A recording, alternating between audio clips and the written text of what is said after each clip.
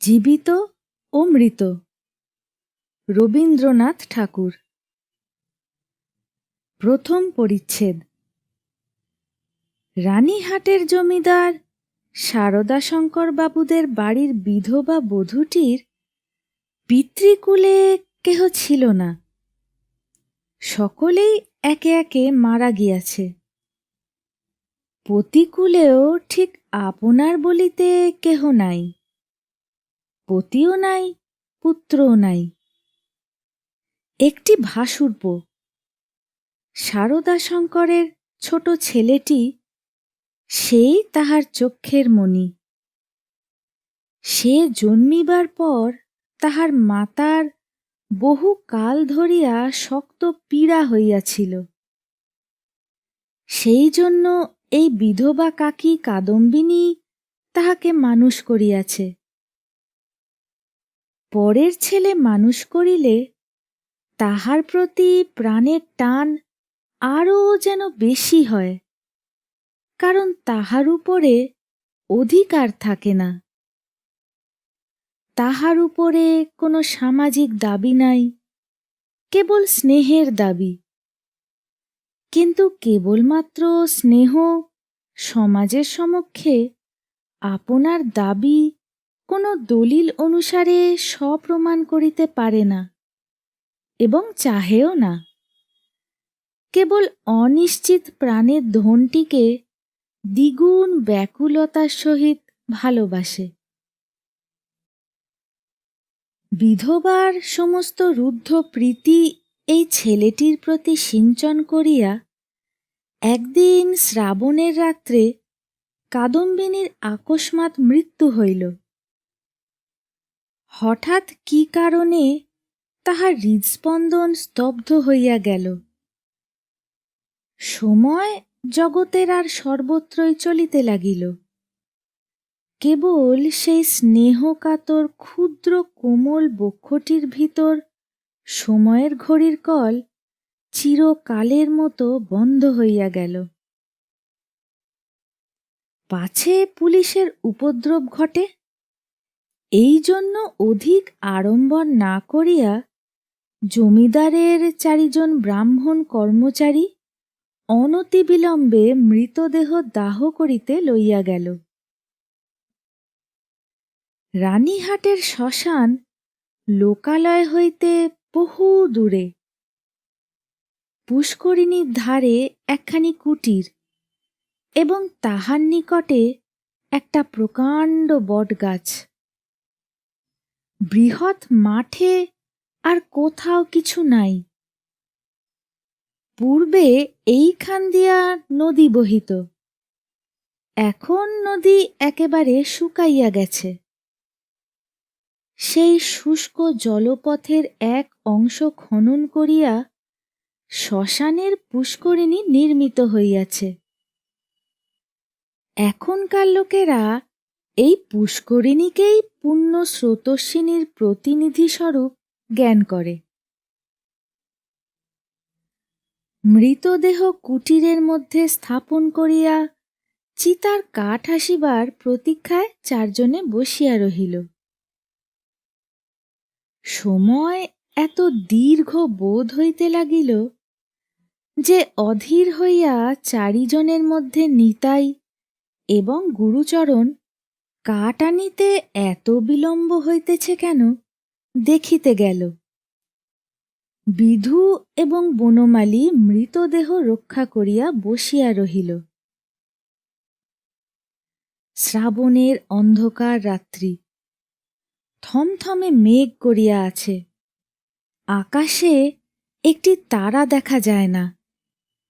অন্ধকার ঘরে 2 জনে চুপ করিয়া বসিয়া রহিল। একজনের চাদরে দিয়াশলাই এবং বাতি বাঁধা ছিল। বর্ষাকালের দিয়াশলাই বহু চেষ্টাতেও জ্বলিল না। যে লণ্ঠন সঙ্গে ছিল তাহাও নিবিয়া গেছে। অনেকক্ষণ চুপ করিয়া থাকিয়া একজন কহিল, ভাইরে, 1 ছিলিম তামাকের জোগাড় থাকিলে বড় সুবিধা হইত। তাড়াতাড়িতে কিছুই আনা হয় নাই। অন্য ব্যক্তি কহিল, আমি চট করিয়া এক দৌড়ে সমস্ত সংগ্রহ করিয়া আনিতে পারি।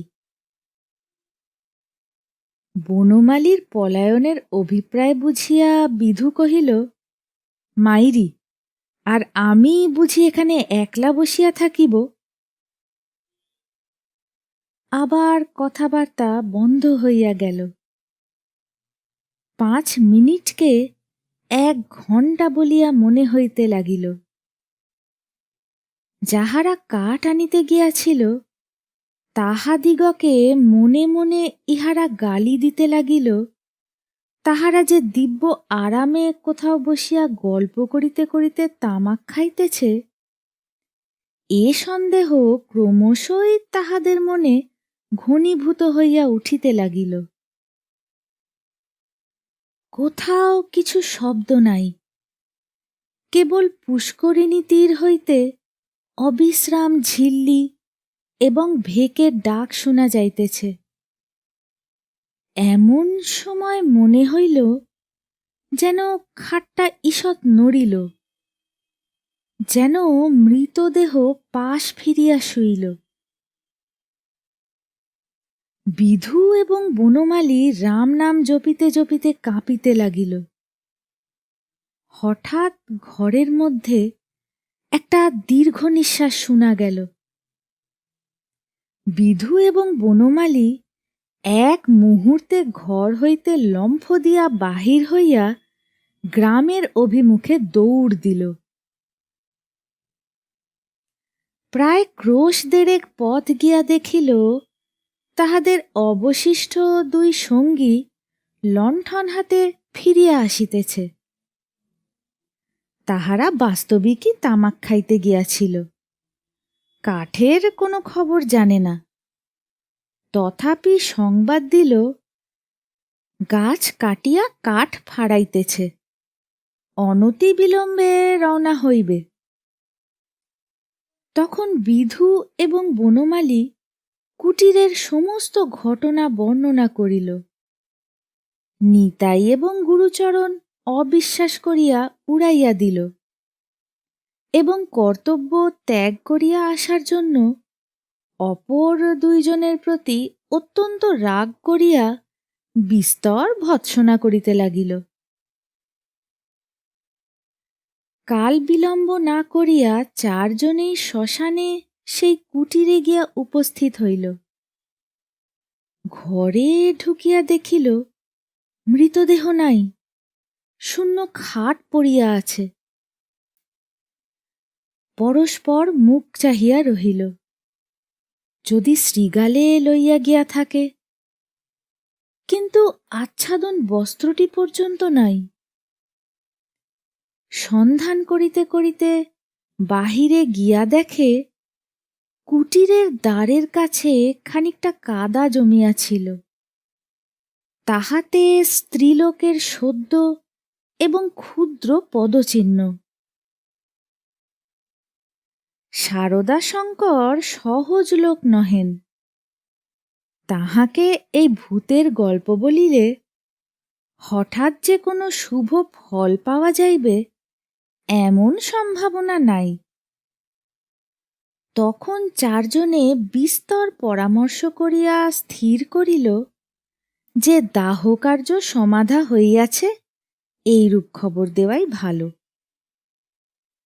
ভোরের দিকে যাহারা কাঠ লইয়া আসিল তাহারা সংবাদ পাইল বিলম্ব দেখিয়া পূর্বেই কার্য শেষ করা হইয়াছে। কুটিরের মধ্যে কাষ্ঠ সঞ্চিত ছিল।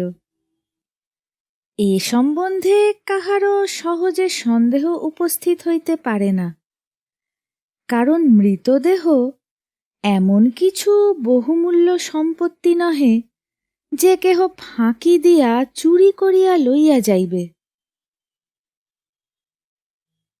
দ্বিতীয় পরিচ্ছেদ। সকলেই জানেন, জীবনের যখন কোনো লক্ষণ পাওয়া যায় না, তখনও অনেক সময় জীবন প্রচ্ছন্নভাবে থাকে। এবং সময় মতো পুনর্বার মৃতবৎদেহে তাহার কার্য আরম্ভ হয়। কাদম্বিনীও মরে নাই। হঠাৎ কি কারণে তাহার জীবনের ক্রিয়া বন্ধ হইয়া গিয়াছিল। যখন সে সচেতন হইয়া উঠিল, দেখিল চতুর্দিকে নিবিড় অন্ধকার। চিরাভ্যাস মতো যেখানে শয়ন করিয়া থাকে, মনে হইল এটা সে জায়গা নহে। একবার ডাকিল, দিদি। অন্ধকার ঘরে কেহ সাড়া দিল না। সভয়ে উঠিয়া বসিল। মনে পড়িল সেই মৃত্যুশয্যার কথা। সেই হঠাৎ বক্ষের কাছে একটি বেদনা, শ্বাসরোধের উপক্রম। তাহার বড় যা ঘরের কোণে বসিয়া একটি অগ্নিকুণ্ডের উপরে খোকার জন্য দুধ গরম করিতেছে। কাদম্বিনী আর দাঁড়াইতে না পারিয়া বিছানার উপর আছাড় খাইয়া পড়িল। রুদ্ধ কণ্ঠে কহিল, দিদি, একবার খোকাকে আনিয়া দাও, আমার প্রাণ কেমন করিতেছে। তাহার পর সমস্ত কালো হইয়া আসিল, যেন একটি লেখা খাতার উপরে দোয়াত শুদ্ধ কালি গড়াইয়া পড়িল। কাদম্বিনীর সমস্ত স্মৃতি এবং চেতনা, বিশ্বগ্রন্থের সমস্ত অক্ষর এক মুহূর্তে একাকার হইয়া গেল। খোকা তাহাকে একবার শেষ বারের মতো তাহার সেই সুমিষ্ট ভালোবাসার স্বরে কাকিমা বলিয়া ডাকিয়াছিল কিনা, তাহার অনন্ত অজ্ঞাত মরণযাত্রার পথে চিরপরিচিত পৃথিবী হইতে এই শেষ স্নেহ পাথেয়টুকু সংগ্রহ করিয়া আনিয়াছিল কিনা, বিধবার তাহাও মনে পড়ে না। প্রথমে মনে হইল, যমালয় বুঝি এইরূপ চিরনির্জন এবং চিরন্ধকার। সেখানে কিছুই দেখিবার নাই, শুনিবার নাই, কাজ করিবার নাই। কেবল চিরকাল এইরূপ জাগিয়া উঠিয়া বসিয়া থাকিতে হইবে। তাহার পর যখন মুক্ত দ্বার দিয়া হঠাৎ একটা ঠান্ডা বাদলার বাতাস দিল এবং বর্ষার ভেকের ডাক কানে প্রবেশ করিল, তখন এক মুহূর্তে তাহার এই স্বল্প জীবনের আশৈশব সমস্ত বর্ষা স্মৃতি ঘনীভূতভাবে তাহার মনে উদয় হইল এবং পৃথিবীর নিকট সংস্পর্শ সে অনুভব করিতে পারিল। একবার বিদ্যুৎ চমকিয়া উঠিল। সম্মুখে পুষ্করিণী, বটগাছ, বৃহৎ মাঠ এবং সুদূর তরুশ্রেণী এক পলকে চোখে পড়িল। মনে পড়িল, মাঝে মাঝে পুণ্য তিথি উপলক্ষে এই পুষ্করিণীতে আসিয়া স্নান করিয়াছে, এবং মনে পড়িল সেই সময়ে এই শ্মশানে মৃতদেহ দেখিয়া মৃত্যুকে কি ভয়ানক মনে হইত।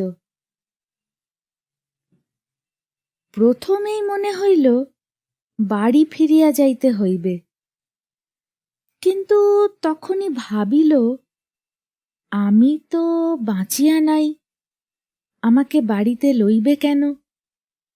সেখানে যে অমঙ্গল হইবে। জীব রাজ্য হইতে আমি যে নির্বাসিত হইয়া আসিয়াছি, আমি যে আমার প্রেতাত্মা। তাই যদি না হইবে, তবে সে এই অর্ধরাত্রে শারদাশঙ্করের সুরক্ষিত অন্তঃপুর হইতে এই দুর্গম শ্মশানে আসিল কেমন করিয়া? এক এখনো যদি তার অন্ত্যেষ্টিক্রিয়া শেষ না হইয়া থাকে, তবে দাহ করিবার লোকজন গেল কোথায়? শারদাশঙ্করের আলোকিত গৃহে তাহার মৃত্যুর শেষ মুহূর্ত মনে পড়িল। তাহার পরে এই বহু দূরবর্তী জনশূন্য অন্ধকার শ্মশানের মধ্যে আপনাকে একাকিনী দেখিয়া সে জানিল, আমি এই পৃথিবীর জনসমাজের আর কেহ নহি। আমি অতি ভীষণ, অকল্যাণকারিণী, আমি আমার প্রেতাত্মা। এই কথা মনে উদয় হইবা মাত্রই তাহার মনে হইল, তাহার চতুর্দিক হইতে বিশ্ব নিয়মের সমস্ত বন্ধন যেন ছিন্ন হইয়া গিয়াছে, যেন তাহার অদ্ভুত শক্তি, অসীম স্বাধীনতা, যেখানে ইচ্ছা যাইতে পারে, যাহা ইচ্ছা করিতে পারে। এই অভূতপূর্ব নূতন ভাবের আবির্ভাবে সে উন্মত্তের মতো হইয়া হঠাৎ একটা দমকা বাতাসের মতো ঘর হইতে বাহির হইয়া অন্ধকার শ্মশানের উপর দিয়া চলিল।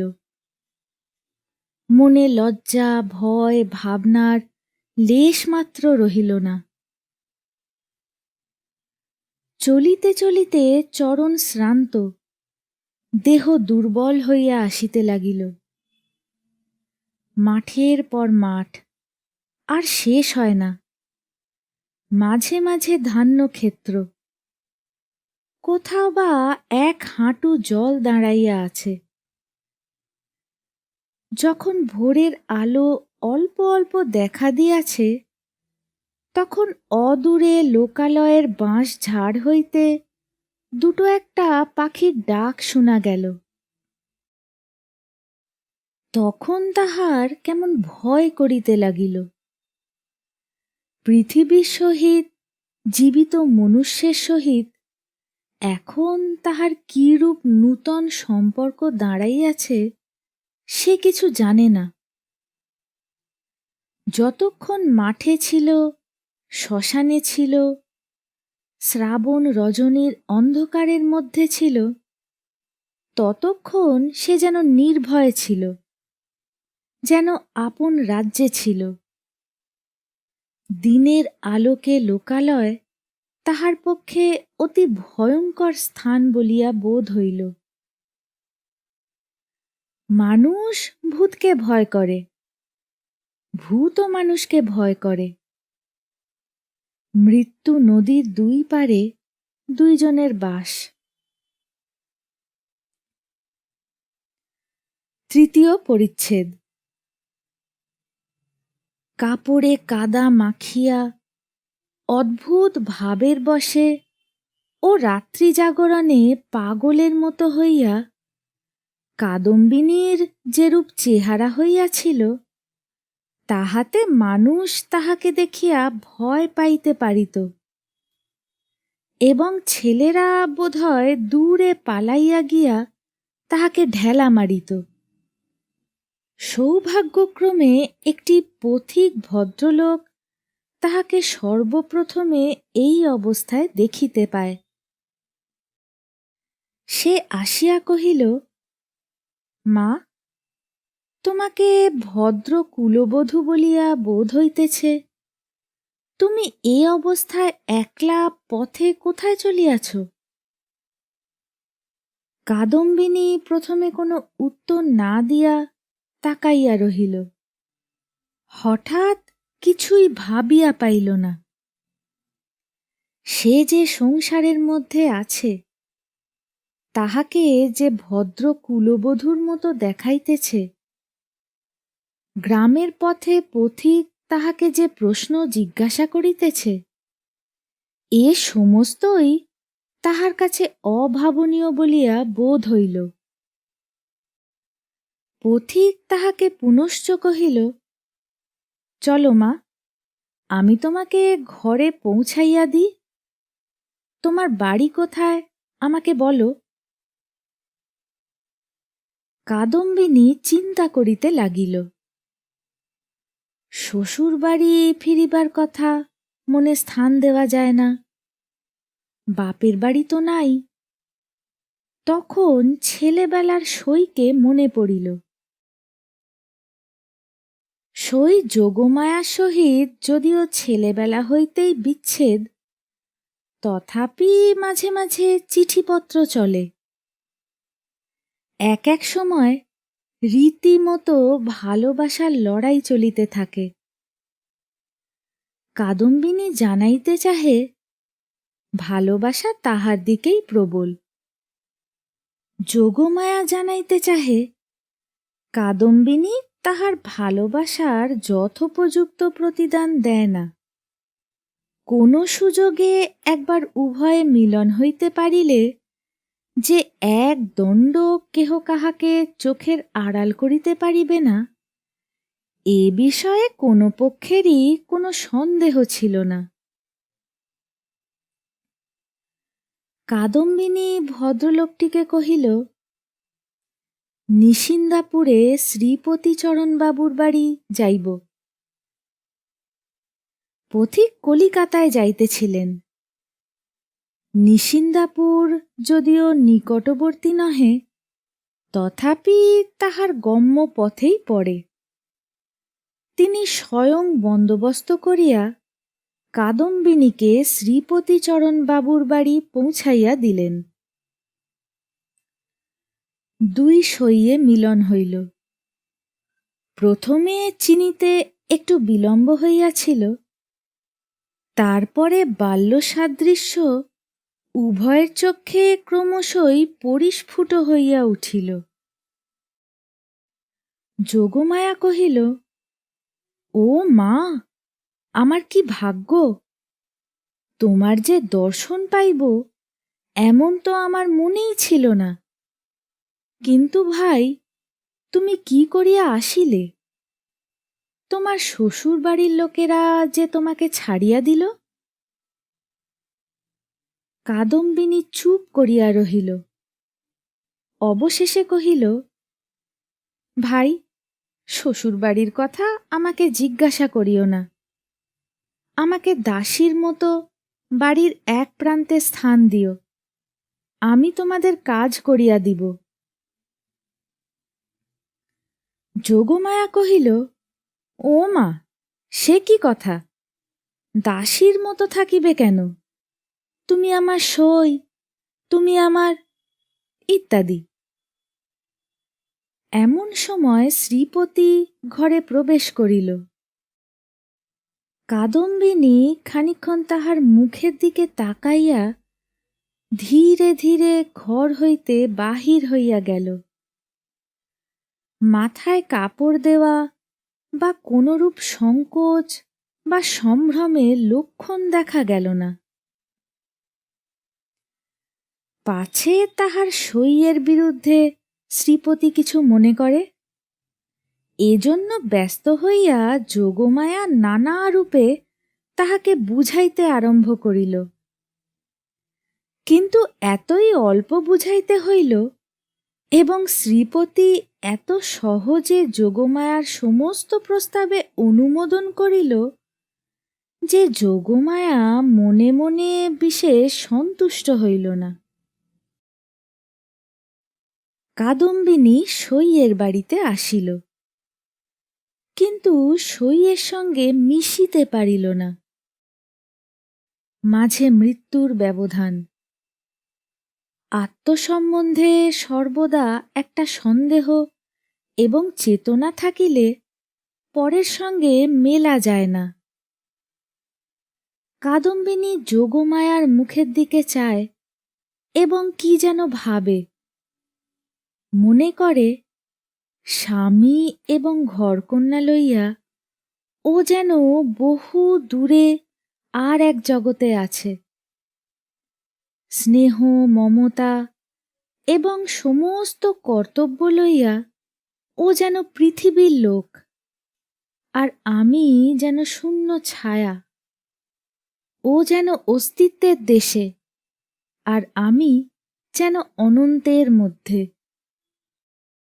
যোগমায়ারও কেমন কেমন লাগিল, কিছুই বুঝিতে পারিল না। স্ত্রীলোক রহস্য সহ্য করিতে পারে না, কারণ অনিশ্চিতকে লইয়া কবিত্ব করা যায়, বীরত্ব করা যায়, পাণ্ডিত্য করা যায়, কিন্তু ঘরকন্যা করা যায় না।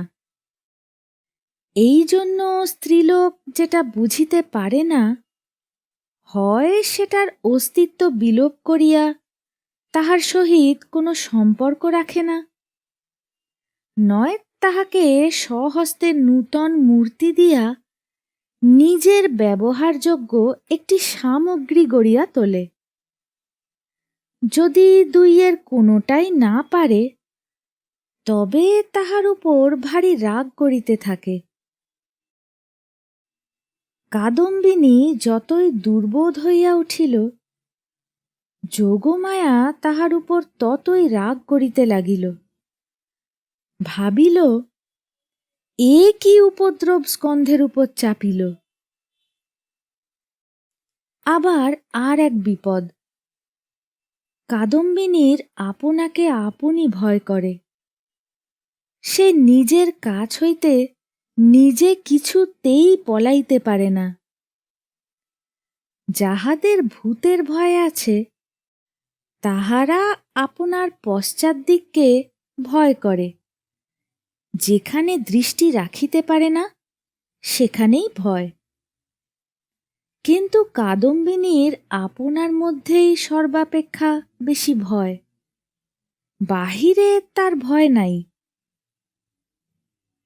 এই জন্য বিজন দ্বিপ্রহরে সে একা ঘরে এক একদিন চিৎকার করিয়া উঠিত, এবং সন্ধ্যাবেলায় দীপালোকে আপনার ছায়া দেখিলে তাহার গা ছমছম করিতে থাকিত। তাহার এই ভয় দেখিয়া বাড়ি শুদ্ধ লোকের মনে কেমন একটা ভয় জন্মিয়া গেল। চাকর দাসীরা এবং যোগমায়াও যখন তখন যেখানে সেখানে ভূত দেখিতে আরম্ভ করিল।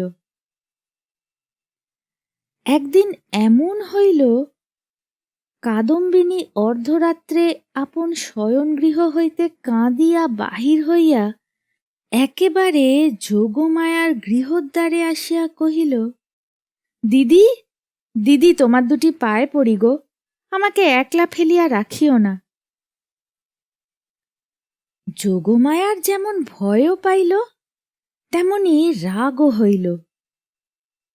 ইচ্ছা করিল তদ্দণ্ডেই কাদম্বিনীকে দূর করিয়া দেয়। দয়াপরবশ শ্রীপতি অনেক চেষ্টায় তাহাকে ঠান্ডা করিয়া পার্শ্ববর্তী গৃহে স্থান দিল। পরদিন অসময়ে অন্তঃপুরে শ্রীপতির তলব হইল। যোগমায়া তাহাকে আকস্মাৎ ভৎসনা করিতে আরম্ভ করিল। হ্যাঁ গা, তুমি কেমন ধারা লোক! একজন মেয়ে মানুষ আপন শ্বশুর ঘর ছাড়িয়া তোমার ঘরে আসিয়া অধিষ্ঠান হইল, মাসখানেক হইয়া গেল, তবু যাইবার নাম করে না, আর তোমার মুখে যে একটি আপত্তি মাত্র শুনি না। তোমার মনের ভাবটা কি বুঝাইয়া বলো দেখি। তোমরা পুরুষ মানুষ এমনই জাতি বটে। বাস্তবিক সাধারণ স্ত্রী জাতির ওপরে পুরুষ মানুষের একটা নির্বিচার পক্ষপাত আছে, এবং সেজন্য স্ত্রীলোকেরাই তাহাদিগকে অধিক অপরাধী করে। নিঃসহায় অথচ সুন্দরী কাদম্বিনীর প্রতি শ্রীপতির করুণা যে যথোচিত মাত্রার চেয়ে কিঞ্চিত অধিক ছিল, তাহার বিরুদ্ধে তিনি যোগমায়ার গাত্রস্পর্শপূর্বক শপথ করিতে উদ্যত হইলেও তাহার ব্যবহারে তাহার প্রমাণ পাওয়া যাইত। তিনি মনে করিতেন, নিশ্চয়ই শ্বশুরবাড়ির লোকেরা এই পুত্রহীনা বিধবার প্রতি অন্যায় অত্যাচার করিত। তাই নিতান্ত সহ্য করিতে না পারিয়া পলাইয়া কাদম্বিনী আমার আশ্রয় লইয়াছে। যখন ইহার বাপ মা কেহই নাই, তখন আমি ইহাকে কি করিয়া ত্যাগ করি? এই বলিয়া তিনি কোনরূপ সন্ধান লইতে ক্ষান্ত ছিলেন এবং কাদম্বিনীকেও এই অপ্রীতিকর বিষয়ে প্রশ্ন করিয়া ব্যথিত করিতে তাহার প্রবৃত্তি হইত না। তখন তাহার স্ত্রী তাহার অসার কর্তব্য বুদ্ধিতে নানা প্রকার আঘাত দিতে লাগিল। কাদম্বিনীর শ্বশুর বাড়িতে খবর দেওয়া যে তাহার গৃহের শান্তি রক্ষার পক্ষে একান্ত আবশ্যক, তাহা তিনি বেশ বুঝিতে পারিলেন। অবশেষে স্থির করিলেন, হঠাৎ চিঠি লিখিয়া বসিলে ভালো ফল নাও হইতে পারে। অতএব রানীহাটে তিনি নিজে গিয়া সন্ধান লইয়া যাহা কর্তব্য স্থির করিবেন। শ্রীপতি তো গেলেন। এদিকে যোগমায়া আসিয়া কাদম্বিনীকে কহিল, সই, এখানে তোমার আর থাকা ভালো দেখাইতেছে না, লোকে বলিবে কি? কাদম্বিনী গম্ভীরভাবে যোগমায়ার মুখের দিকে তাকাইয়া কহিল, লোকের সঙ্গে আমার সম্পর্ক কি? যোগমায়া কথা শুনিয়া অবাক হইয়া গেল। কিঞ্চিত রাগিয়া কহিল, তোমার না থাকে আমাদের তো আছে। আমরা পরের ঘরের বধূকে কি বলিয়া আটক করিয়া রাখিব? কাদম্বিনী কহিল, আমার শ্বশুরঘর কোথায়? যোগমায়া ভাবিল, মরণ, পোড়া কপালি বলে কি? কাদম্বিনী ধীরে ধীরে কহিল, আমি কি তোমাদের কেহ? আমি কি এ পৃথিবীর? তোমরা হাসিতেছ, কাঁদিতেছ, ভালোবাসিতেছ, সবাই আপন আপন লইয়া আছো। আমি তো কেবল চাহিয়া আছি। তোমরা মানুষ আর আমি ছায়া। বুঝিতে পারি না ভগবান আমাকে তোমাদের এই সংসারের মাঝখানে কেন রাখিয়াছেন। তোমরাও ভয় করো, পাছে তোমাদের হাসি খেলার মধ্যে আমি অমঙ্গল আনি। আমিও বুঝিয়া উঠিতে পারি না তোমাদের সঙ্গে আমার কি সম্পর্ক। কিন্তু ঈশ্বর যখন আমাদের জন্য আর কোনো স্থান গড়িয়া রাখেন নাই, তখন কাজে কাজেই বন্ধন ছিঁড়িয়া যায়। তবু তোমাদের কাছেই ঘুরিয়া ঘুরিয়া বেড়াই। এমনই ভাবে চাহিয়া কথাগুলা বলিয়া গেল যে যোগমায়া কেমন একরকম করিয়া মোটের উপর একটা কি বুঝিতে পারিল, কিন্তু আসল কথাটা বুঝিল না, জবাবও দিতে পারিল না, দ্বিতীয়বার প্রশ্ন করিতেও পারিল না। অত্যন্ত ভারগ্রস্ত গম্ভীরভাবে চলিয়া গেল। চতুর্থ পরিচ্ছেদ। রাত্রি যখন প্রায় 10টা, তখন শ্রীপতি রানীহাট হইতে ফিরিয়া আসিলেন। মুষলধারে বৃষ্টিতে পৃথিবী ভাসিয়া যাইতেছে। ক্রমাগতই তাহার ঝরঝর শব্দে মনে হইতেছে বৃষ্টি শেষ নাই, আজ রাত্রিরও শেষ নাই। যোগমায়া জিজ্ঞাসা করিলেন, কি হইল? শ্রীপতি কহিলেন, সে অনেক কথা, পরে হইবে, বলিয়া কাপড় ছাড়িয়া আহার করিলেন এবং তামাক খাইয়া শুইতে গেলেন। ভাবটা অত্যন্ত চিন্তিত। যোগমায়া অনেকক্ষণ কৌতূহল দমন করিয়াছিলেন।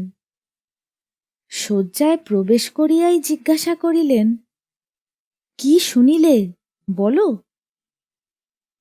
শ্রীপতি কহিলেন, নিশ্চয় তুমি একটা ভুল করিয়াছ। শুনিবা মাত্র যোগমায়া মনে মনে ঈষৎ রাগ করিলেন। ভুল মেয়েরা কখনোই করে না, যদি বা করে কোনো সুবুদ্ধি পুরুষের সেটা উল্লেখ করা কর্তব্য হয় না, নিজের ঘাড় পাতিয়া লওয়াই সুযুক্তি। যোগমায়া কিঞ্চিৎ উষ্ণভাবে কহিলেন, কি রকম শুনি। শ্রীপতি কহিলেন, যে স্ত্রীলোকটিকে তোমার ঘরে স্থান দিয়াছ সে তোমার সই কাদম্বিনী নহে। এমনতর কথা শুনিলে সহজেই রাগ হইতে পারে, বিশেষত নিজের স্বামীর মুখে শুনিলে তো কথাই নাই। যোগমায়া কহিলেন, আমার সইকে আমি চিনি না, তোমার কাছ হইতে চিনিয়া লইতে হইবে, কি কথা শ্রী। শ্রীপতি বুঝাইলেন, এ স্থলে কথার শ্রী লইয়া কোনরূপ তর্ক হইতেছে না, প্রমাণ দেখিতে হইবে। যোগমায়ার সই কাদম্বিনী যে মারা গিয়াছে তাহাতে কোনো সন্দেহ নাই। যোগমায়া কহিলেন, ওই শোনো, তুমি নিশ্চয় একটা গোল পাকাইয়া আসিয়াছ, কোথায় যাইতে কোথায় গিয়াছ, কি শুনিতে কি শুনিয়াছ তাহার ঠিক নাই। তোমাকে নিজে যাইতে কে বলিল? একখানা চিঠি লিখিয়া দিলেই সমস্ত পরিষ্কার হইত। নিজের কর্মপটুতার প্রতি স্ত্রীর এইরূপ বিশ্বাসের অভাবে শ্রীপতি অত্যন্ত ক্ষুণ্ণ হইয়া বিস্তারিতভাবে সমস্ত প্রমাণ প্রয়োগ করিতে লাগিলেন, কিন্তু কোনো ফল হইল না। উভয় পক্ষে হ্যাঁ না করিতে করিতে রাত্রি দ্বিপ্রহর হইয়া গেল। যদিও কাদম্বিনীকে এই দণ্ডেই গৃহ হইতে বহিষ্কৃত করিয়া দেওয়া সম্বন্ধে স্বামী স্ত্রী কাহারও মতভেদ ছিল না, কারণ শ্রীপতির বিশ্বাস তাহার অতিথি ছদ্মপরিচয়ে তাহার স্ত্রীকে এতদিন প্রতারণা করিয়াছে, এবং যোগমায়ার বিশ্বাস সে কুলত্যাগিনী। তথাপি উপস্থিত তর্কটা সম্বন্ধে উভয়ের কেহই হার মানিতে চাহেন না। উভয়ের কণ্ঠস্বর ক্রমেই উচ্চ হইয়া উঠিতে লাগিল। ভুলিয়া গেলেন পাশের ঘরেই কাদম্বিনী শুইয়া আছে। একজন বলেন, ভালো বিপদেই পড়া গেল, আমি নিজের কানে শুনিয়া আসিলাম। আর একজন দৃঢ় স্বরে বলেন, সে কথা বলিলে মানিব কেন, আমি নিজের চক্ষে দেখিতেছি। অবশেষে যোগমায়া জিজ্ঞাসা করিলেন, আচ্ছা, কাদম্বিনী কবে মরিল বলো দেখি। ভাবিলেন কাদম্বিনীর কোনো একটা চিঠির তারিখের সহিত অনৈক্য বাহির করিয়া শ্রীপতির ভ্রম সপ্রমাণ করিয়া দিবেন। শ্রীপতি যে তারিখের কথা বলিলেন, উভয়ে হিসাব করিয়া দেখিলেন যেদিন সন্ধ্যাবেলায় কাদম্বিনী তাহাদের বাড়িতে আসে সে তারিখ ঠিক তাহার পূর্বের দিনেই পড়ে। শুনিবা মাত্র যোগমায়ার বুকটা হঠাৎ কাঁপিয়া উঠিল। শ্রীপতিরও কেমন একরকম বোধ হইতে লাগিল। এমন সময়ে তাহাদের ঘরের দ্বার খুলিয়া গেল। একটা বাদলার বাতাস আসিয়া প্রদীপটা ফস করিয়া নিবিয়া গেল। বাহিরের অন্ধকার প্রবেশ করিয়া এক মুহূর্ত সমস্ত ঘরটা আগা গোড়া ভরিয়া গেল। কাদম্বিনী একেবারে ঘরের ভিতরে আসিয়া দাঁড়াইল। তখন রাত্রি ২.৫ প্রহর হইয়া গিয়াছে। বাহিরে অবিশ্রাম বৃষ্টি পড়িতেছে। কাদম্বিনী কহিল, সই, আমি তোমার সেই কাদম্বিনী, কিন্তু এখন আমি আর বাঁচিয়া নাই, আমি মরিয়া আছি। যোগমায়া ভয়ে চিৎকার করিয়া উঠিলেন। শ্রীপতির বাক্যস্ফূর্তি হইল না। কিন্তু আমি মরিয়াছি ছাড়া তোমাদের কাছে আর কি অপরাধ করিয়াছি? আমার যদি ইহলোকেও স্থান নাই, পরলোকেও স্থান নাই, ওগো, আমি তবে কোথায় যাইব? তীব্র কণ্ঠে চিৎকার করিয়া যেন এই গভীর বর্ষা নিশীথে সুপ্ত বিধাতাকে জাগ্রত করিয়া জিজ্ঞাসা করিল, ওগো, আমি তবে কোথায় যাইব? এই বলিয়া মূর্ছিত দম্পতিকে অন্ধকার ঘরে ফেলিয়া বিশ্বজগতে কাদম্বিনী আপনার স্থান খুঁজিতে গেল। পঞ্চম পরিচ্ছেদ। কাদম্বিনী যে কেমন করিয়া রানীহাটে ফিরিয়া গেল তাহা বলা কঠিন, কিন্তু প্রথমে কাহাকেও দেখা দিল না। সমস্ত দিন অনাহারে একটা ভাঙা পোড়ো মন্দিরে যাপন করিল।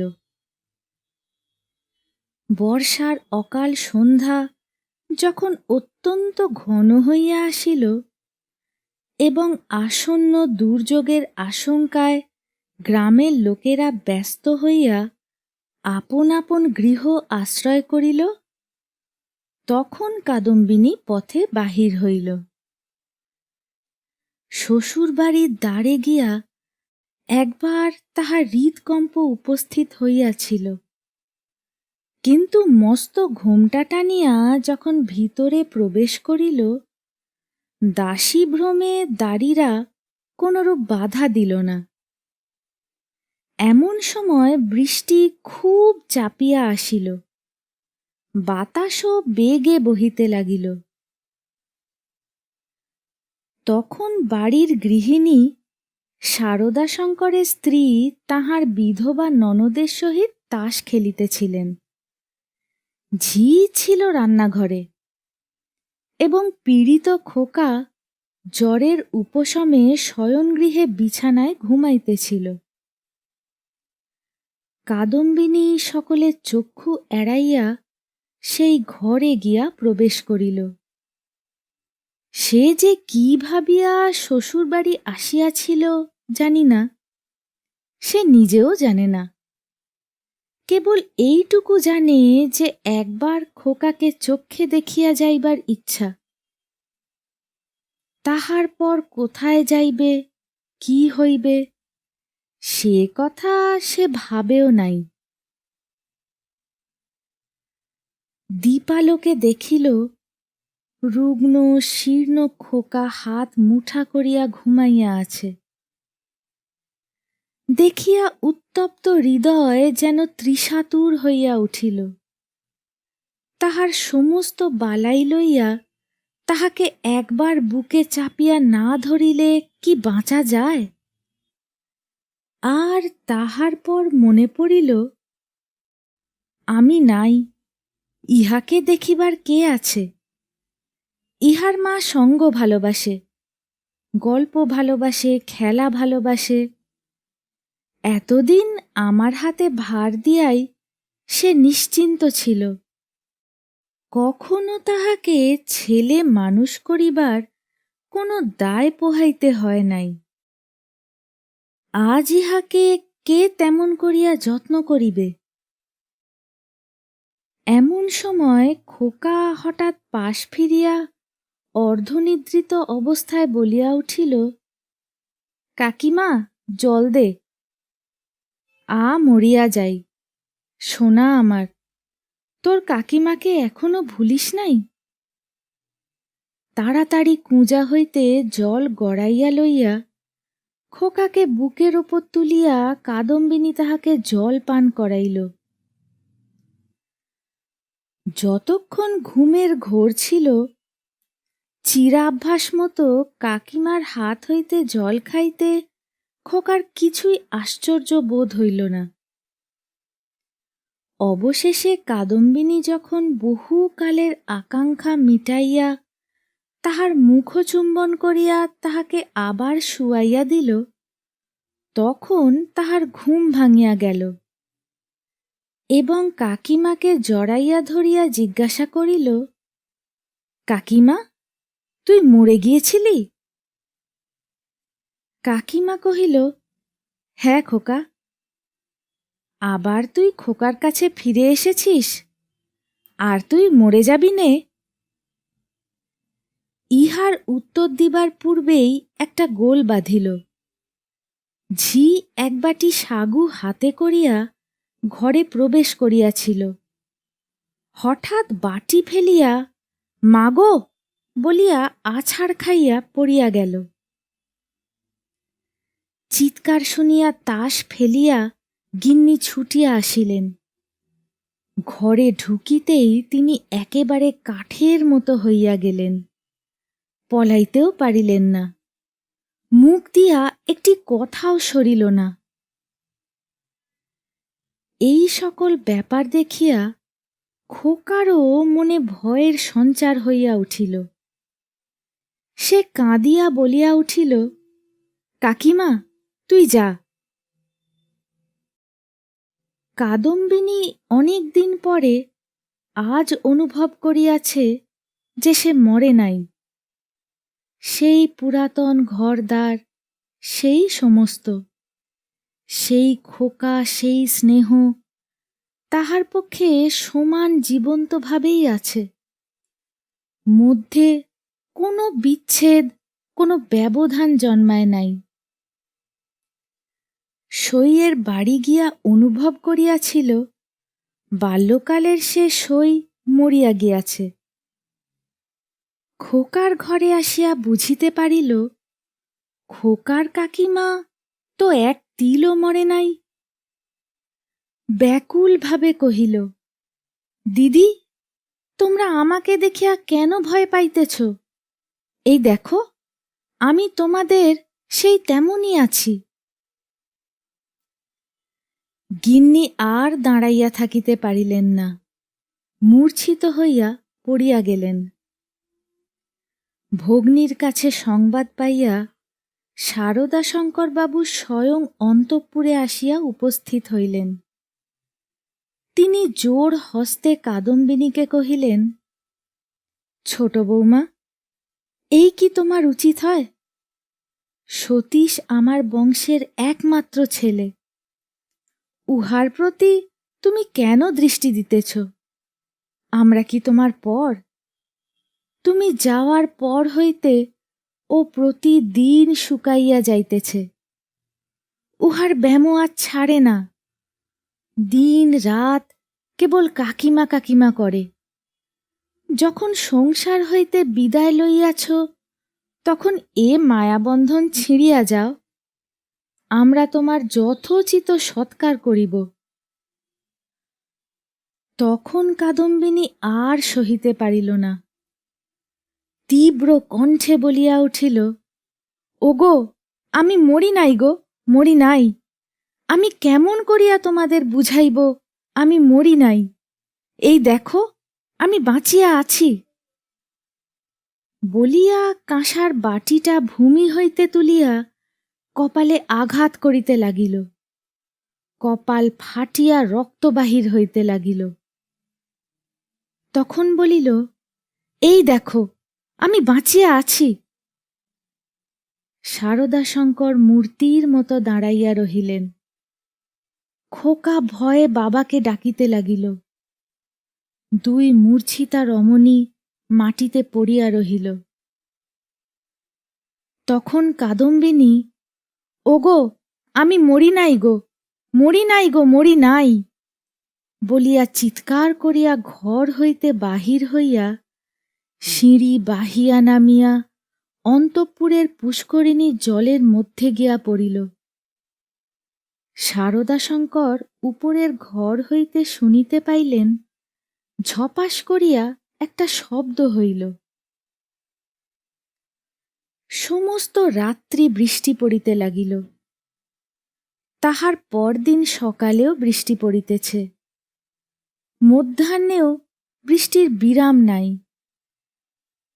কাদম্বিনী মরিয়া প্রমাণ করিল সে মরে নাই।